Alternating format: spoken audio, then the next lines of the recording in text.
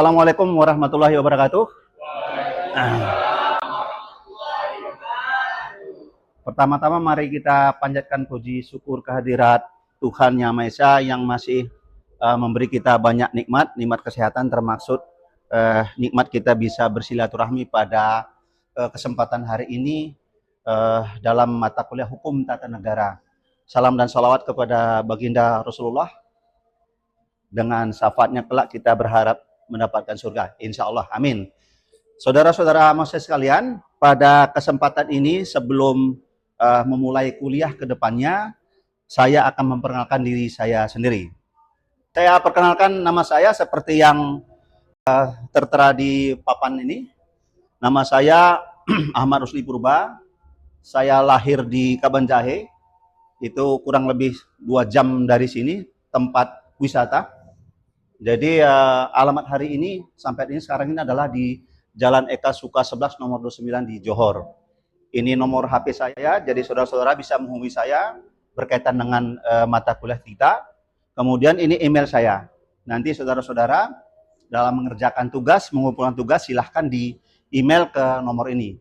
Kemudian pekerjaan saya saat ini adalah dosen di Fakultas Hukum Universitas Islam Sumatera Utara. Kemudian jabatan fungsional saya adalah sebagai lektor. Jadi lektor pada mata kuliah Hukum Tata Negara, mata kuliah HAM dalam sistem hukum, dan mata kuliah Sistem Politik Indonesia. Kemudian jabatan struktural saya adalah ketua jurusan Hukum Tata Negara di Fakultas Hukum WISU. Kemudian ini nomor induk dosen saya dan NUPTK saya seperti tertera. Kemudian pendidikan saya dari S1 sampai S3. Kebetulan saya ada di S2 saya, S1 saya ada 2. Berikutnya. Kemudian diklat-diklat yang saya pernah laksanakan adalah seperti yang tertera ini. Ada beberapa, tidak semua saya tampilkan. Kemudian sesuai dengan kegiatan kita hari ini, seorang dosen itu maka dia wajib melakukan 3 hal, yakni pendidikan, pengajaran seperti sekarang, kemudian nanti ada penelitian, kemudian ada pengabdian masyarakat. Jadi ada pembicara berbagai seminar dan ikut aktif di dalam kehidupan masyarakat. Kemudian untuk penelitian saya sendiri, ini sekedar aja ya, sekedar aja perlu saya sampaikan sebagai berikut. Nah, ini beberapa penelitian saya, baik di jurnal nasional maupun jurnal internasional yang bereputasi. Ini saya tampilkan hanya 1 lembar, ada sekitar 32 penelitian. Artinya sebagai seorang dosen kita harus aktif menulis sebagai bagian daripada mengasah kemampuan. Nah itu saudara-saudara dari saya berkaitan dengan perkenalan diri saya sebagai dosen. Untuk berikutnya kita akan masuk kepada rencana pembelajaran semester tentang Hukum Tata Negara. Nah, kira-kira terlihat saudara-saudara? Terlihat ya? Jadi dalam kuliah kali ini, yakni kuliah Hukum Tata Negara itu, mata kuliah kita adalah Hukum Tata Negara. Dalam hal ini kodenya adalah H171309. SKS-nya adalah sebanyak 3 SKS. Dosen pengampu antara lain Profesor Dr. Marjuki SHM Hum, lalu saya sendiri Dr. Dani Sintara SHM Hum.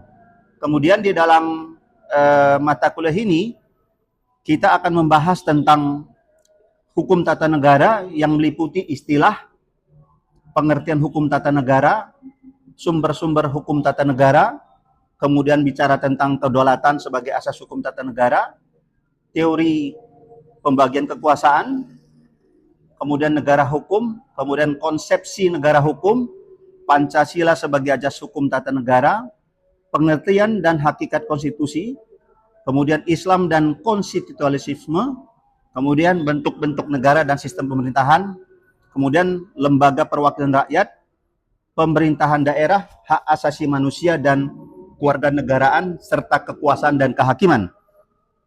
Tujuannya tentu agar para mahasiswa mampu menguraikan dan menguasai pengetahuan tentang istilah pengertian hukum tata negara, sumber-sumber hukum tata negara, kedaulatan sebagai asas hukum tata negara, teori pembagian kekuasaan, negara hukum, dan konsepsi negara hukum, Pancasila sebagai asas hukum, kemudian pengertian dan hakikat konstitusi, Islam dan konstitusionalisme, lalu bentuk negara, sistem pemerintahan, lembaga perwakilan, kemudian lembaga perwakilan rakyat, pemerintahan daerah, hak asasi manusia, dan warga negara serta kekuasaan kehakiman.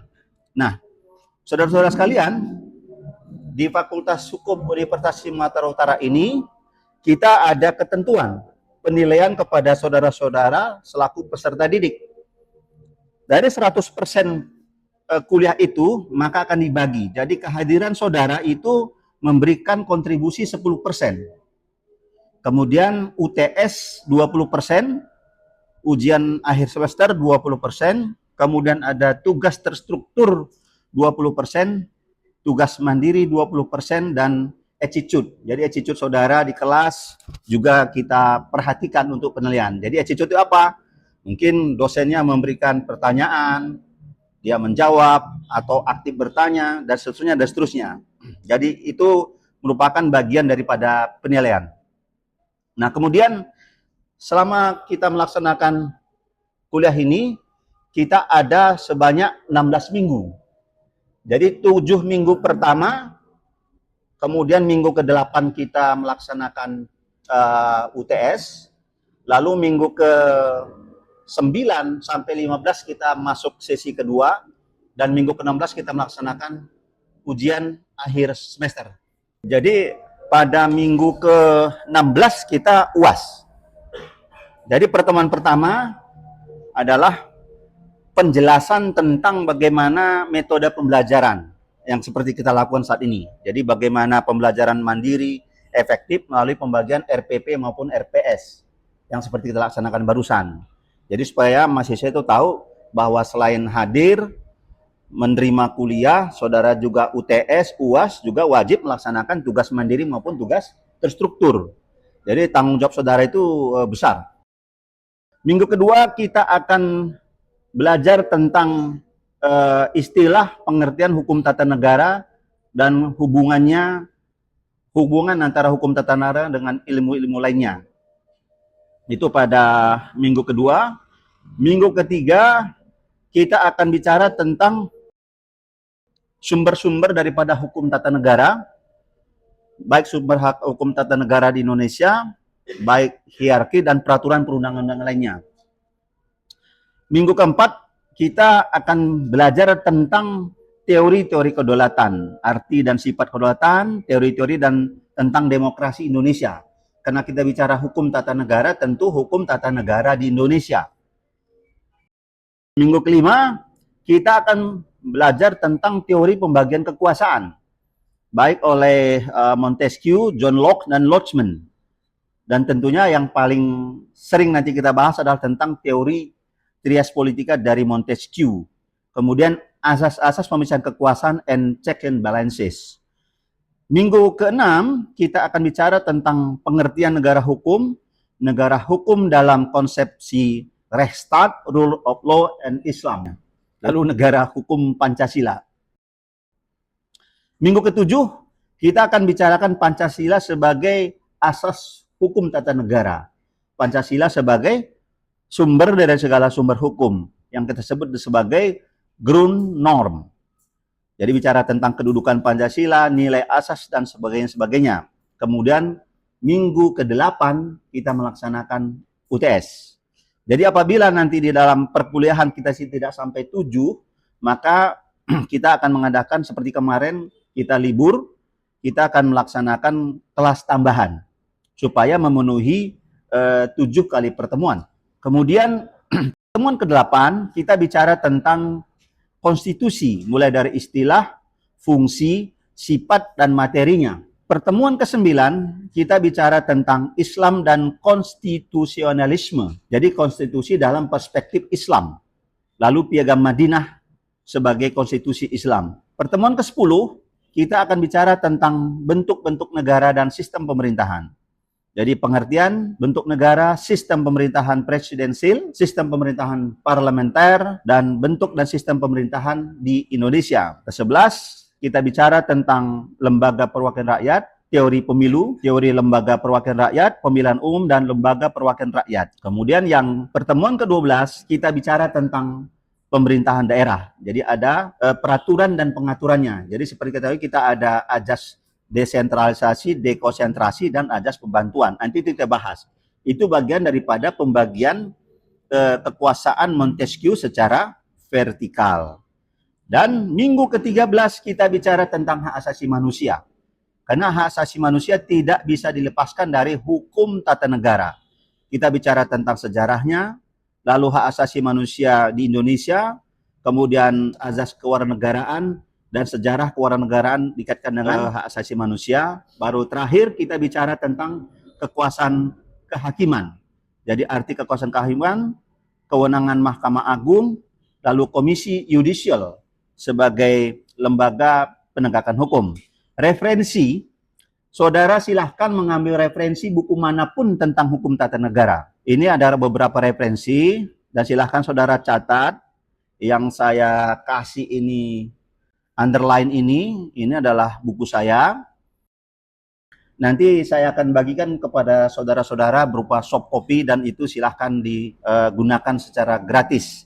Jadi saya membuat buku yang berjudul Pengantar Hukum Tata Negara Indonesia yang diterbitkan oleh tersebut itu, dan silahkan saudara-saudara ambil sebagai bahan referensi. Demikian yang perlu saya sampaikan berkaitan dengan RPS Hukum Tata Negara. Assalamualaikum warahmatullahi wabarakatuh.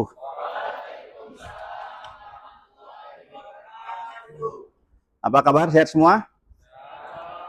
Baik, saudara-saudara sekalian, pada pertemuan kali ini kita akan membahas tentang pertemuan kedua, yakni berkaitan dengan pengantar hukum tata negara.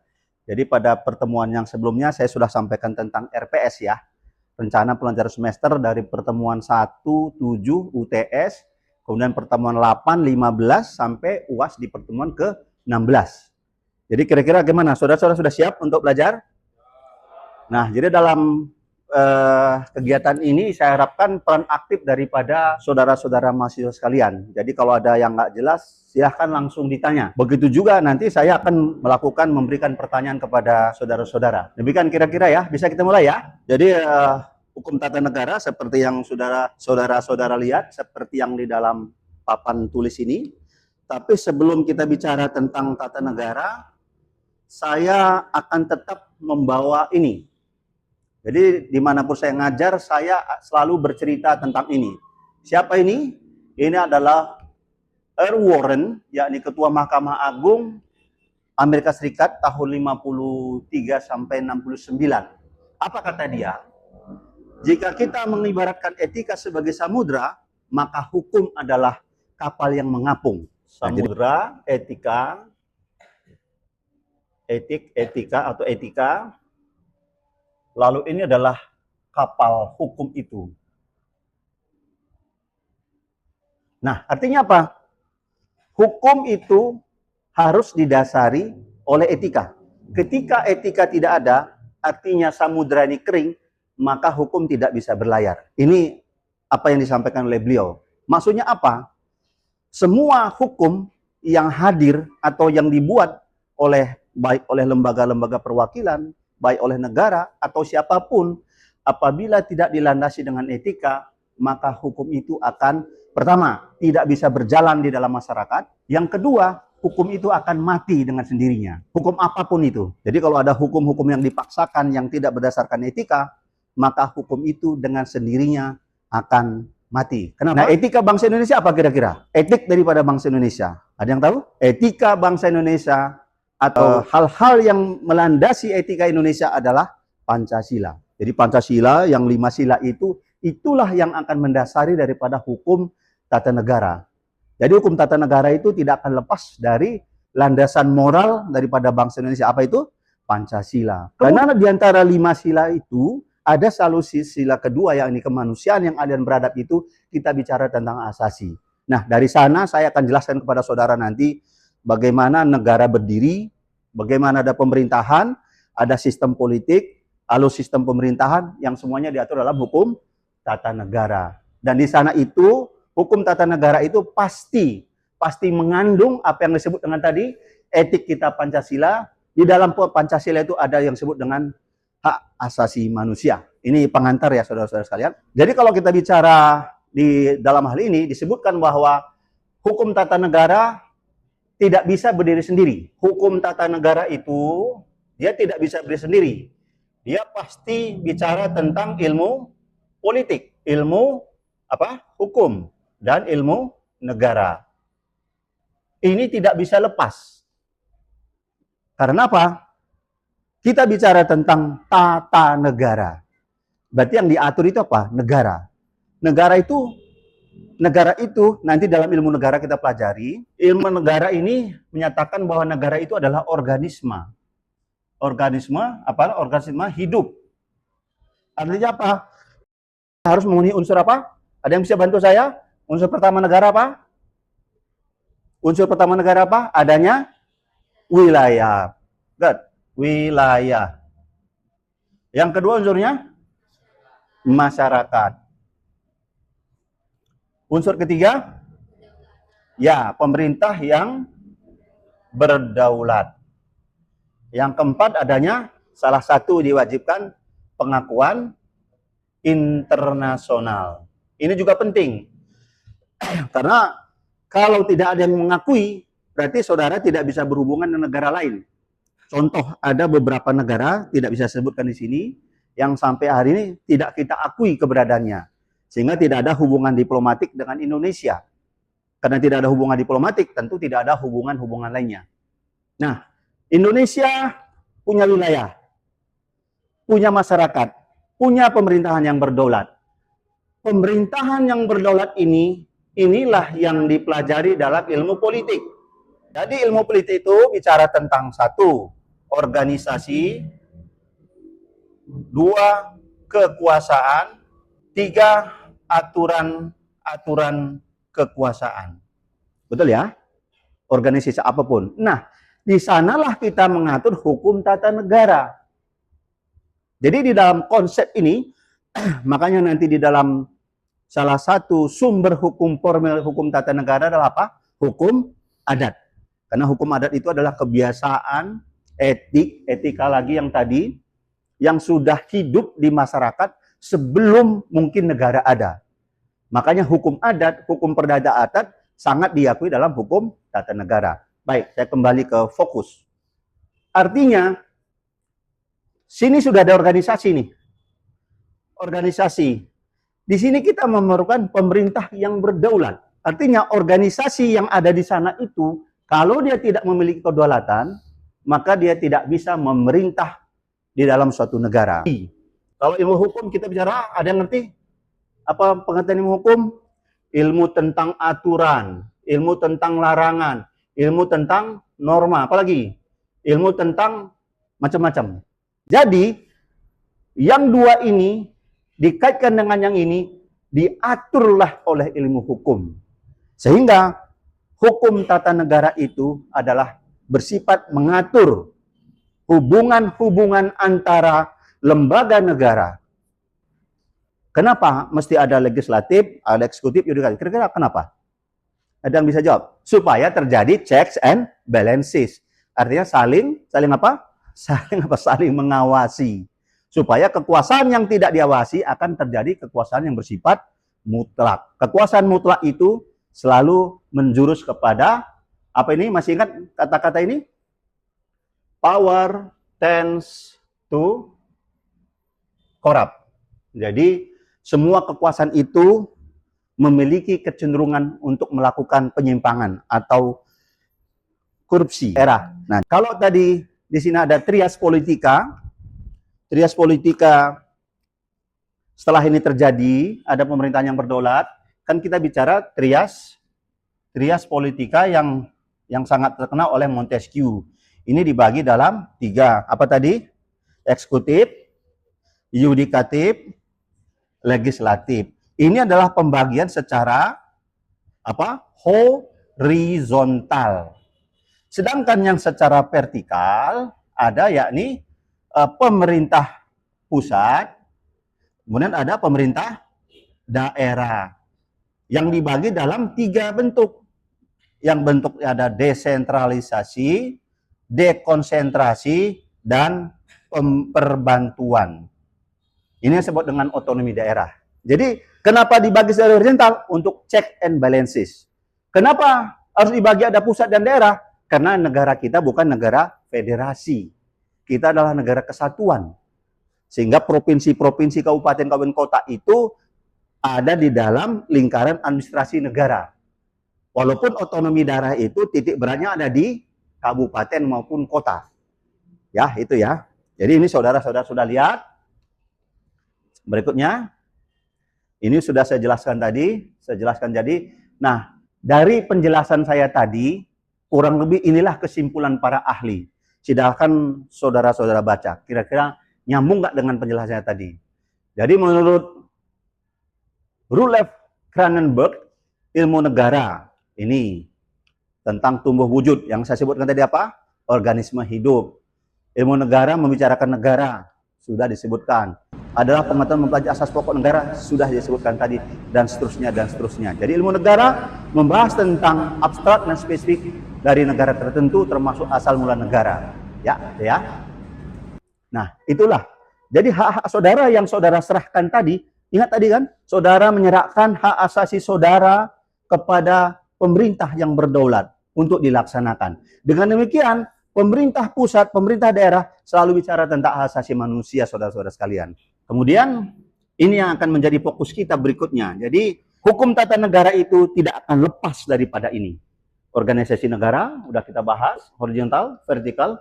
Kemudian, kedudukan hak asasi manusia. Ini yang paling penting. Jadi, hak-hak ini tadi diserahkan ke sini ya. Baik, saya pikir sementara itu penjelasan saya.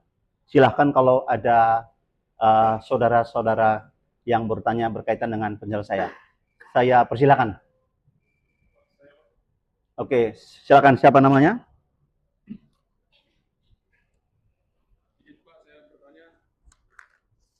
Perkenalkan, nama saya Aldi Suada dengan NPM 712501111021. Nah, ini saya bertanya bagaimana hubungan ilmu politik dan ilmu hukum di tata negara.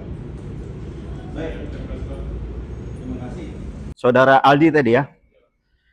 Baik, saya coba menjelaskan secara singkat. Antara politik dan negara itu sering sekali kita bingung menentukan politik dulu atau hukum dulu. Kan begitu ya? Politik dulu atau hukum dulu? Ayam dulu atau telur dulu? Nah, khusus dalam hukum tata negara, maka untuk membentuk wadahnya, untuk memenuhi wadah ini adalah kekuasaan politik. Jadi, daerah-daerah bersepakat. Kalau dulu 1908 kita cetuskan hari Kebangkitan Nasional. Tahun 28 kita cetuskan apa? Hari Sumpah Pemuda. Lalu tahun 45 kita merdekakan. Artinya apa? Kekuatan-kekuatan politik menyatakan kita satu bangsa, satu negara, satu bahasa. Itu politik. Nah, kemudian mereka berkumpul, ada pertemuan-pertemuan, perkumpulan organisasi politik maupun organisasi massa. Apa itu? Mungkin saudara masih ingat, ada Young Celebes, ada Young Sumatran, dan seterusnya. Itulah mereka bersatu menjadi kekuatan politik. Setelah mereka disahkan mendapatkan legitimasi melalui pemerintahan yang berdaulat, maka dibuatlah hukum. Supaya apa? Pemerintahan yang dihasilkan oleh politik ini dapat berjalan dengan baik. Nah, disitulah masuknya ilmu hukum. Ilmu hukum mengatur tentang apa-apa yang boleh dilakukan, bagaimana dia hubungan antara eksekutif, yudikatif, dan legislatif, kemudian bagaimana hubungan pemerintah pusat dan daerah, dan bagaimana pemerintah ini menjaga hak asasi manusia rakyatnya. Jadi itulah. Jadi ilmu politik itulah yang membentuk, memberikan pijakan yang kuat. Baru disambung oleh ilmu negara. Jadi, boleh dikatakan bahwa ilmu politik itu memberikan basis kepada Kalau telur itu seperti cangkangnya lah. Baru hukum tata negara yang mengatur. Kira-kira demikian, Saudara Aldi bisa diterima ya? Oke, terima kasih. Kurang lebih demikian ya. Baik, saudara-saudara sekalian, sebelum mengakhiri kelas ini, tentu saya pengen tahu apakah pelajaran saya ini saudara-saudara nangkep nggak? Ini bahan evaluasi buat saya nih. Jadi kalau memang saudara-saudara nangkapnya 100% atau nangkapnya 20%, atau berarti saya ngerti. Minggu depan saya harus berbuat apa? Ini evaluasi buat saya. Nah, inilah salah satu yang disebut dengan kuis. Kuis-kuis itu seperti ini. Jadi ada pertanyaan-pertanyaan dari dosen. Tadi kan kalian terus nanya saya tuh. Nah, sekarang saya gantian nanya kalian. Kira-kira nangkep nggak ini, saudara-saudara? Boleh saya tes? Boleh ya? Baik. Silakan. Coba salah satu di antara kalian coba simpulkan apa materi kuliah kita hari ini. Singkat saja. Silakan. Ada yang berani? Ada 2 nih. Siapa nih? Oh, ada 3. 4. 5. Oh, banyak sekali nih. Berarti semua mengerti ya? Ya udah, kamu dulu deh. Silakan. Ya, Pak. Pak, saya barusan mengikutkan apa yang sudah Bapak jelaskan tentang hukum tata negara itu, bahwasanya hukum tata negara itu adalah sebuah peraturan baik tertulis, yaitu berwujudnya sebuah perundang-undangan, maupun yang tidak tertulis itu adalah sebuah kebiasaan kita tentang konvensi yang mengatur organisasi kekuasaan yang disebut negara. Istilah ada yang di Inggris itu kan negara itu constitutional law. Kalau di Prancis itu draft constitution. Kalau di Jerman Verfassung. Serta saya mendefinisikan juga hukum tata negara ini sekurang-kurangnya mengandung berbagai unsur yang bersifat mengatur yang terdapat di dalam negara, antara lain ada 3, yaitu tentang kita bicara tentang organisasi negara, yaitu bentuk negaranya, bentuk-bentuk pemerintahannya, dan sistem pemerintahannya. Serta kedua adalah lembaga-lembaga negara atau struktur politik yang mengenai tentang fungsinya, ruang, lingkup kewenangan, dan hubungan kerja antar lembaga. Yang ketiga adalah hubungan warga negara dengan negara, termasuk hak dan kewajibannya. Luar biasa. Tepuk tangan bagi semua. Dan ya, terima kasih. Jadi saya bersyukur. Jadi apa yang saya ajarkan ini ternyata saudara-saudara bisa menangkap dengan baik. Mudah-mudahan ini sedikit menjadi bekal buat saudara-saudara saudara-saudara semuanya. Ya, saya pikir kita cukupkan hari ini. Kita lanjut lagi minggu depan untuk kuliah di pertemuan ketiga. Jadi kalau ada pertanyaan yang kurang jelas, silahkan dikirim ke email saya. Atau ada pertanyaan-pertanyaan di luar ini juga silahkan sampaikan pada saya. Kita diskusi silahkan kapan saja ya. Baik, saya pikir itu. Terima kasih atas perhatian saudara-saudara. Kepada Allah saya mohon ampun, kepada saudara saya minta maaf. Terima kasih. Wabillahi taufiq wal hidayah. Assalamualaikum warahmatullahi wabarakatuh.